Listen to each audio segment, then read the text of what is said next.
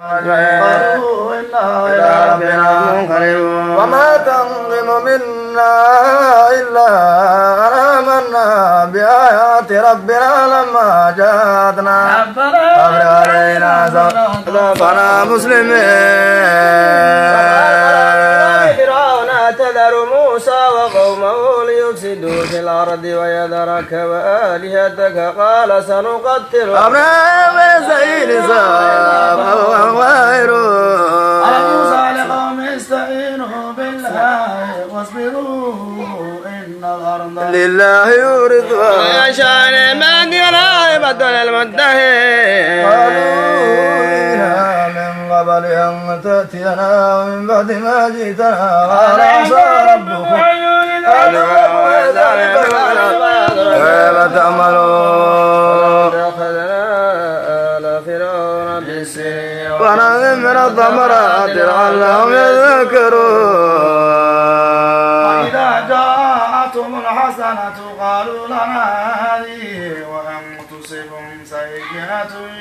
يطيروا بموسى ومن معه إنما دار من تشاء ولكن هذا لا يعلمون وقالوا مهما تأتنا من آيات نسانا بها فما نعلق بمؤمنين فأرسلنا عليهم الطوفان والجراد والقمل والضفادع والدم آيات مفصلات فاستكبروا وكانوا قوما مجرمين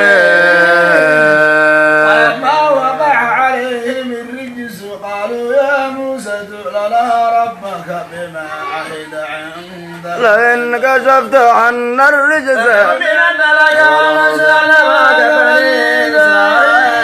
فلما كشفنا عنهم الرجس لأجل بالغ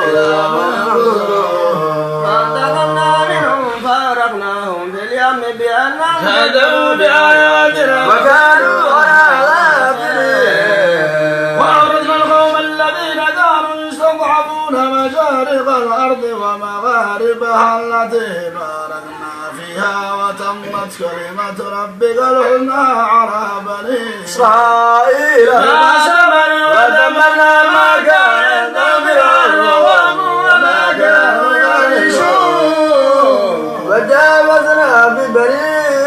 إسرائيل البحر فأتوا على قوم يعكفون على أصنام قالوا يا موسى اجعل لنا إلها كما لنا منتظرون إن هؤلاء متبر معهم ما كانوا يعملون أضيكم إلى وإذا أنجيناكم من آل فرعون يسومونكم سوء العذاب يقتلون أبناءكم ويستحيون نساءكم وفي ذلكم بلاء من ربكم عظيم ووعدنا موسى 30 ليلة وأتممناها ب10 فتم ميقات ربي 40 ليلة وقال موسى لأخيه هارون اغلبني في قومي وأهلي ولا تتبع سبيل المفسدين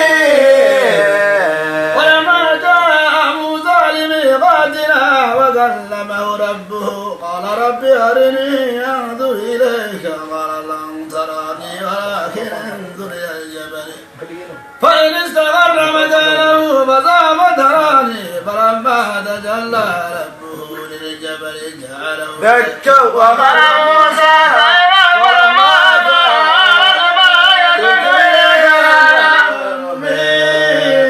قال يا موسى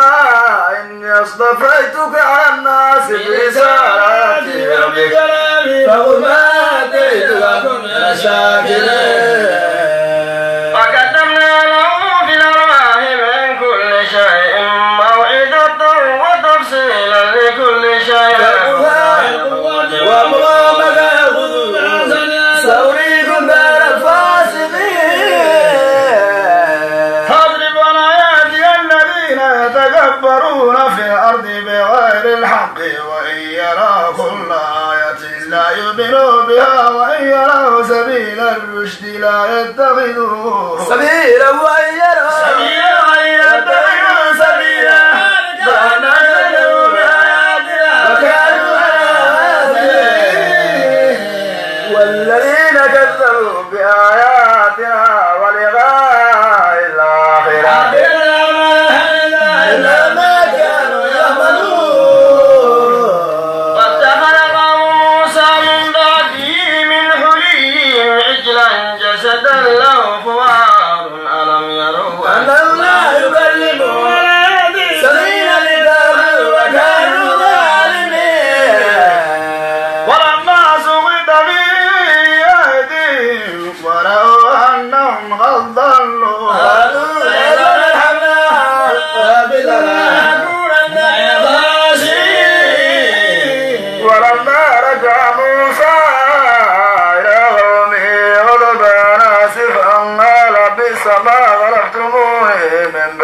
عجلتم أمر ربكم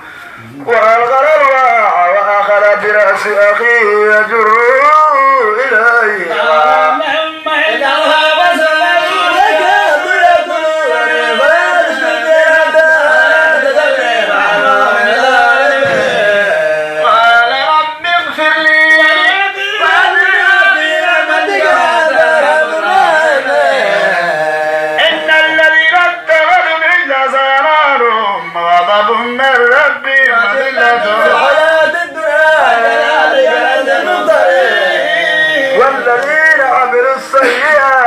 ثم تابوا من بعدها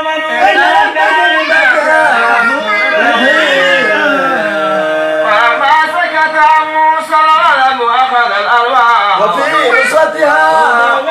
للذين لربهم يرهبون وقال موسى قومه 70 رجلا لميقاتنا فلما أخذتهم الرجفة قال ربي لو شئت أهلكتهم من قبل وإياي تهلكنا بما فعل السفهاء منا إن هي إلا فتنتك تضل بها من تشاء وتهدي من تشاء حمل لنا ولما وصلنا في هذه الدنيا حسنة وفي الآخرة إنا إليك والعذاب يصيب بي من أشاء ورحمته وسعت كل شيء وسعته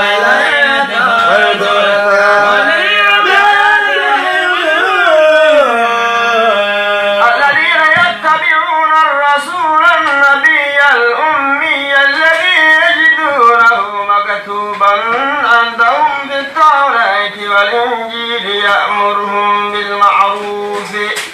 وينهاهم عن المنكر ويحل لهم الطيبات ويحرم عليهم الخبائث ويضع عنهم إثرهم والأغلال التي كانت عليهم الذين آمنوا به وعزروه واتبعوا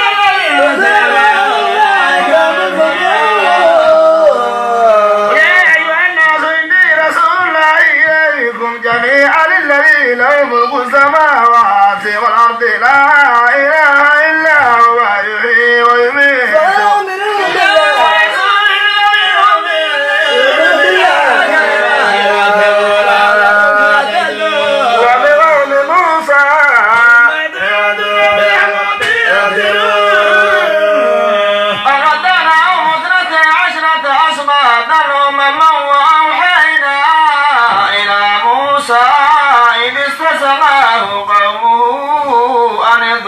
بعصاك الحجر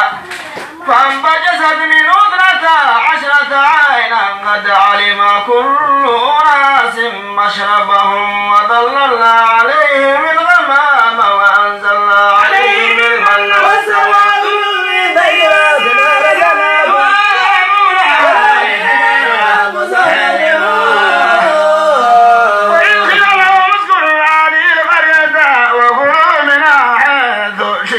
وقولوا عدة وادخلوا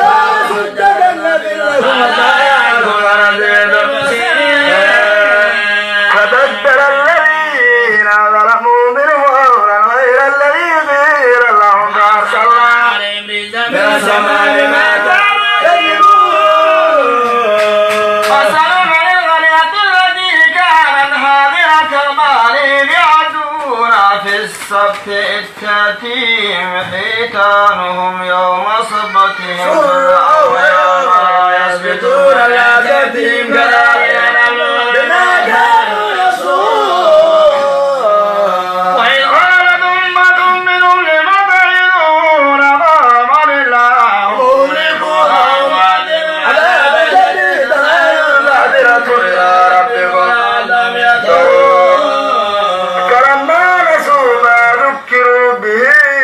أنجينا الذين ينهون عن السوء وأخذنا الذين ظلموا بعذاب بئيس بما كانوا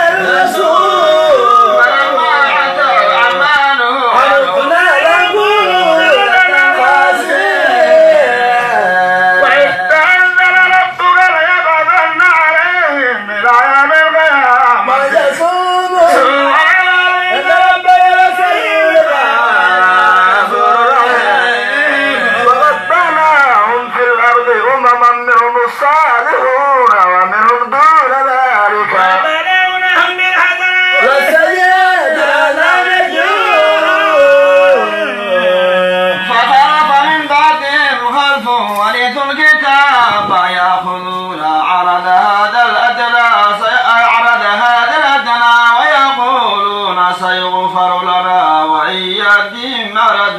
مثله يأخذوه ألم يؤخذ عليهم ميثاق الكتاب ألا يقولوا على الله إلا الحق ودرسوا ما فيه والدار الآخرة خير للذين يتقون فلا يضلون والذين يمسكون بالكتاب وأقاموا الصلاة إنا لا نضيع أجر المحسنين. النبي